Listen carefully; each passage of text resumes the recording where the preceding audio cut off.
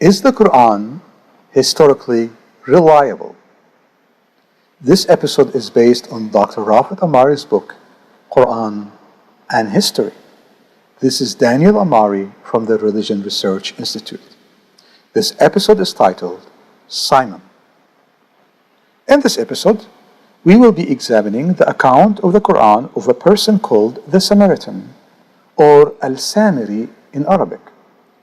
The details provided in the Quran, combined with the context of Islamic tradition, points to Simon the Samaritan. Let's look at the Quranic claim about Simon. Surah 20, verse 85 and 86. He said, "So surely we have tried your people after you, and the Samaritan has led them astray. So Moses returned to his people, wrathful, sorrowing. Said he, O my people, did not your Lord promise you a goodly promise? Did then that time seem long to you, or did you wish that displeasure from your Lord should be due on you, so that you broke your promise to me?" And we read from the Quran, from the same surah, verses 87 and 88. They said, "We did not break our promise to you for our own accord, but we were made to bear the burdens of the ornaments of the people. Then we made a casting of them, and thus did the Samaritan suggest.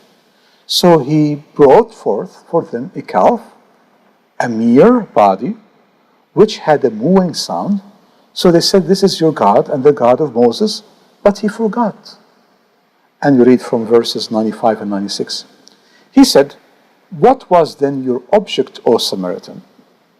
He said, "I saw Gabriel, what they did not see.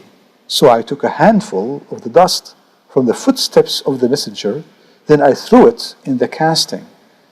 Thus did my soul commend to me." And from verse 97. He said, "Begone then, surely for you it will be in this life to say, 'Touch me not.' And surely there is a threat for you, which shall not be made to fail to you. And look at your God, to whose worship you kept so long. We will certainly burn it, then we will certainly scatter it, a wide scattering in the sea." Let's analyze these verses. The Quran claims happened during the known event of Moses and the people of Israel about 15th century BC. The Quran claims that the person who made the golden calf was the Samaritan and not Aaron.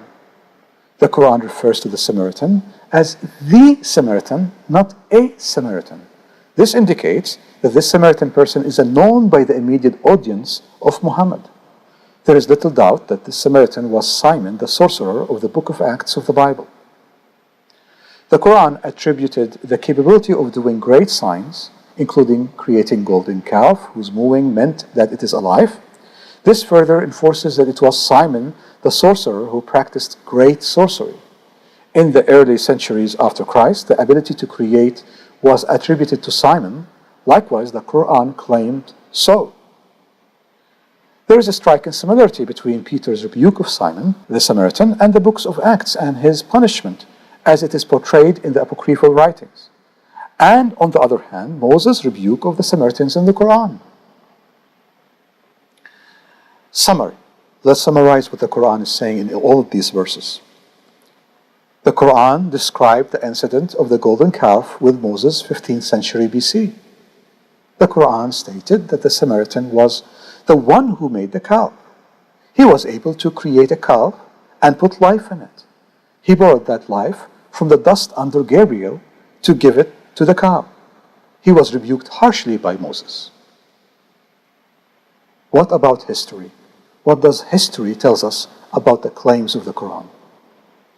Historically, Samaritans did not exist before the 6th century BC, yet the Quran places one of them in the 15th century BC.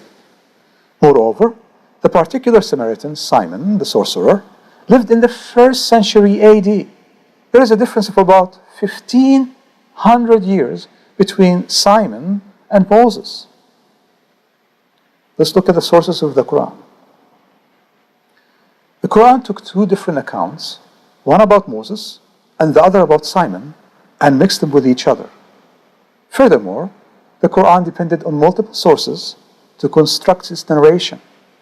In addition to what Muhammad has heard from Jewish tribes about Moses, the followings are sources about Simon the Samaritan. The apocryphal book Acts of Peter, dated about maybe 2nd century AD, claimed that Simon used magic to make dead men appear to be alive without actually raising them from the dead. The Quranic idea of isolation of the Samaritan, who was not to be touched by anyone, is seen in the apocryphal writing, such as the book of Acts of Peter, which described the punishment of Simon the Samaritan, as all should avoid him. The writings of the Pseudo-Clementine, the 4th century AD, some of which were translated into Arabic and Syriac, Simon is described as having the ability to give life to statues, which matches the Quran description of what Simon has done to the golden calf.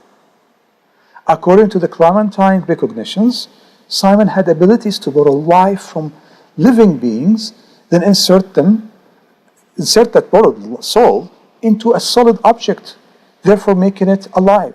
This is actually the foundation of the Quranic myth. The Samaritan magician borrowing life from Gabriel, which is the dust from under the horse of Gabriel, and inserted to the golden cow. How did these writings come to Mecca? The church father Epiphanius reported that the Ebionites used these Pseudo-Clementine writings. He also reported that the Ebionites spread in Arabia. Well, Waraqa bin Nawfal, the mentor of Muhammad, was an Ebionite.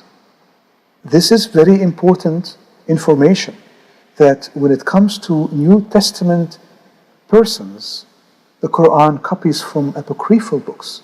They're later apocryphal books, but at least they are centuries before the Quran. This is Daniel Amari from the Religion Research Institute.